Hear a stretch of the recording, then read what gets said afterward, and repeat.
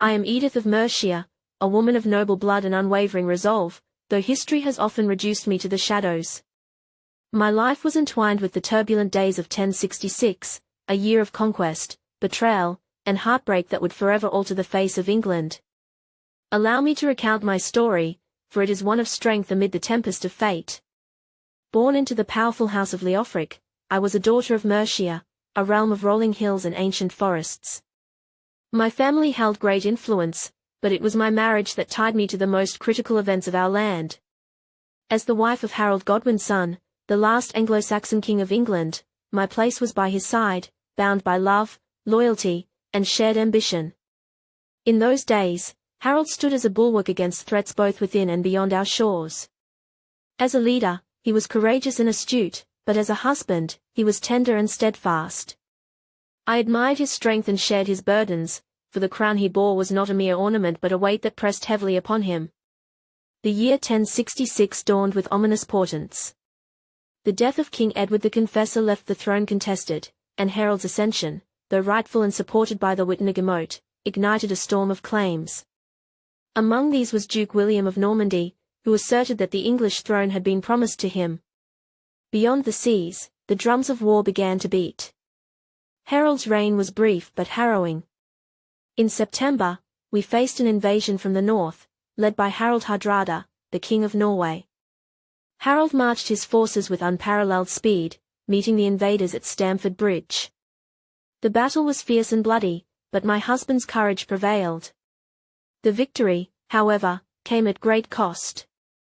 As the men returned, weary and wounded, there was little time for celebration, for news arrived of another invasion, this time from the south. William of Normandy had landed at Pevensey, and the clash that would seal England's fate loomed. Harold gathered his forces once more, though they were depleted and exhausted. As he left for Hastings, I implored him to stay, to consider a delay for reinforcements, but he could not. I must face him, he said, his voice steady but heavy with the knowledge of what lay ahead. For England, for our people, and for you.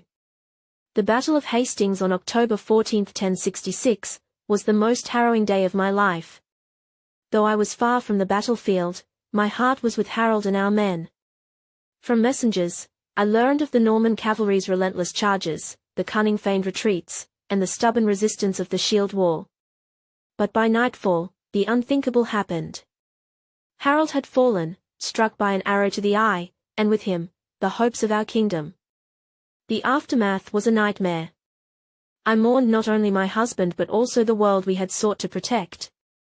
William claimed the throne, and with it came the brutal imposition of Norman rule.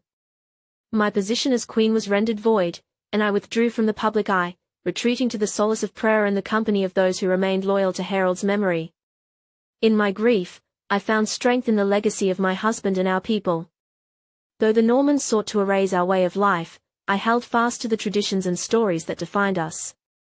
I became a custodian of memory, ensuring that Harold's valor and sacrifice would not fade into obscurity.